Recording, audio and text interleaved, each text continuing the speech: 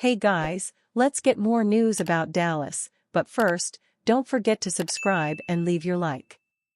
Cowboys news, Jake Ferguson hoping to add to Dallas' Rich T legacy.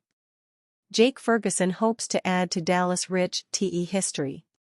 When Jake Ferguson looked at his phone on one fateful night in April 2022, and saw the area code belonged to North Texas, it instantly hit him that he'd be tasked with potentially, one day, being the next big thing at tight end for the Dallas Cowboys, a fourth-round pick with a shot at replacing the previous fourth-rounder, Dalton Schultz. One season later, having shown plenty of flash as a rookie, Schultz was out of Dallas and Ferguson was awarded the keys to a throne once owned by greats like Jason Witten, Jay Novacek and Billy Joe Dupree. He'd go on to have a breakout season, catching 71 passes for 761 yards with 5 touchdowns and 40 first downs en route to his first-ever Pro Bowl honor, and was acknowledged by future Hall of Fame tight end Travis Kelce as the next in line at the position. Not too shabby, but that's all in the past now, and the name of the game now is to make sure he has more than one hit on the album that will ultimately be his NFL career. He had a good year last year, but can you do it again, said Cowboys tight ends coach Lunda Wells, challenging his prized pupil to keep climbing. The legends and the great players do it consistently over the years, Jason Witten, Travis Kelce, Tony Gonzalez, you can go down the list, the great ones do it consistently every year. You can't be one and done or a one-hit wonder, because those get lost. If you want to be great, you've got to do it every year, consistently, and I think that's the challenge he understands. And that's the best thing, he understands that. He set the standard last year, now let's make sure we do it even better, like the great ones do. Speaking in early May, Ferguson spoke to that very point. It's my consistency in my prep, he said. To me, I think I'm not even scratching my surface. There's so many things that I want to get better at and I know I can get better at. We watch film every day of different games, even the practices we're doing now, and I'm like, okay, I can get a lot better still. It may not break the bank to pay Dak Prescott. It's a weird thing. The front office of the Dallas Cowboys loves Dak Prescott. The front office also loves cap space. So, why would such a frugal organization take so long to re-up on their franchise quarterback when he's only becoming more expensive? It just doesn't make sense. Today, we'll shed some light on the puzzling modus operandi of the Cowboys front office. When Prescott signs his new deal, he will become the highest-paid player in NFL history, surpassing Joe Burrow, who signed a 5-year, $275 million deal last offseason. When the news breaks, some will complain about Dak's playoff history and how he doesn't deserve as much as Burrow, while others will point out that the Cowboys could have gotten him much cheaper if they had just been a little more proactive. Prescott's contract will be larger. His signing bonus, guaranteed money, and average annual salary will all be larger than it would have been had the Cowboys signed him this time last year. That clearly makes him more expensive, right? Not so fast. What we must take into consideration is the economy, the NFL economy. The salary cap continues to rise.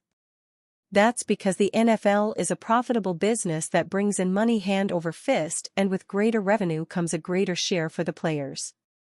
Best NFL, college, high school football players by age 14 to 40. Have you ever debated your friends about the NFL's best young players? Or maybe wondered about the top players, who are older than you? Well, so did we. We set out to pick the best active football players at as many ages as possible, spanning the NFL, college, and high school. We tapped NFL analyst Matt Bowen, draft analyst Jordan Reed, and ESPN high school recruiting coordinator Billy Tucker to make their selections, leaning in on how dominant each player is right now. The result is 27 players, hitting ages 40 through 14. The best player at age 40 was easy to pick, because 3-time league MVP Aaron Rodgers is making his comeback from an Achilles injury. After that, though, it gets difficult. Patrick Mahomes or Myles Garrett at age 28? What about Penei Sewell, Sauce Gardner, Puka Nacua, Aiden Hutchinson or Kyle Hamilton at age 23? Let's get into the picks, starting at Rodgers and counting down to players just entering high school. Tucker handled ages 14 to 18, Reed picked for 19 to 22, and Bowen did 23 to 40. There are a few players who have summer birthdays. We used the publication date, June 13th, as the age cutoff. We have key stats to know, notes on how each player has dominated and more. Key stat to know: Rodgers has won 4 NFL MVP awards, second in league history to Peyton Manning's 5. His most recent was in 2021, when he threw 37 touchdown passes and 4 interceptions.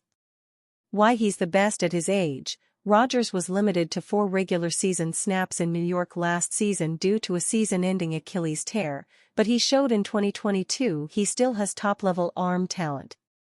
At this stage of his career, his rushing totals and scramble attempts have declined, but he remains one of the best pure throwers in the game, using his quick release to deliver the ball with anticipation and location. Over 19 NFL seasons, he has thrown 475 touchdown passes, and he has another 35 scores as a runner.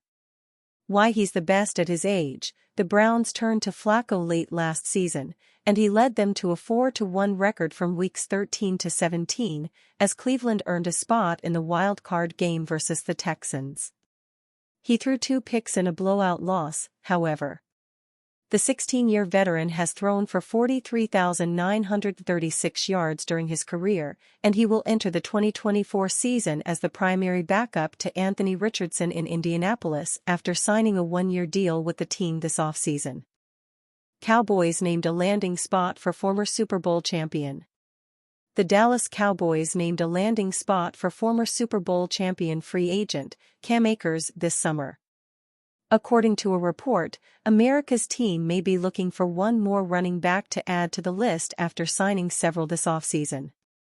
Tony Pollard is on to other heights with the Titans, so that means they had to get a new playmaker in the backfield. However, they were able to bring back Ezekiel Elliott while having Rico Dowdle as their 1-2 punch. They were looking to sign just about any running back they could bring in for cheap. Royce Freeman is a part of the backfield too to compete with Deuce Vaughn for the number 3 spot, but he may win the job due to Dallas trying out Vaughn at the receiver position. However, Dallas Executive Vice President Stephen Jones always speaks about how talent acquisition is a year-round thing. The Cowboys may add one more running back to beef up the competition at the position before the upcoming season. Bleacher Report says there are still intriguing names on the market like Dalvin Cook, Kareem Hunt and Latavius Murray. It's still fair to speculate that the Cowboys will be exploring their options by taking a look at the available backs. However, Akers could be the realistic option, considering the injury history that may be scaring away potential suitors. It's odd for a 25-year-old to already have a huge track record of injuries, but he could be a steal on a low-risk, veteran minimum contract. Dallas has surprisingly not drafted any running in this year's draft, so this means they're focusing on the market. A fading Elliott is leading this group, so they need some depth help to keep rotating the backfield. Akers could take over as a top option this season. The Ravens are giving a heavy workload to new running back Derrick Henry, which usually doesn't end well. Baltimore has been seeing most running backs drop like flies this past season, including this offseason. They were dealing with plenty of injuries at the position last season with Gus Edwards and J.K. Dobbins. Baltimore did not bring any of them back and decided to sign one of the most durable backs. However, Henry has an excellent track record of injuries, so they wouldn't lose anything if they sign Cam Akers. He isn't durable at all, but it gives the Ravens another option. He could be a rotational running back after Keaton Mitchell suffered one of the scariest injuries last year. And you fan? What do you think of the situation of Cam Akers? Leave your opinion in the comments.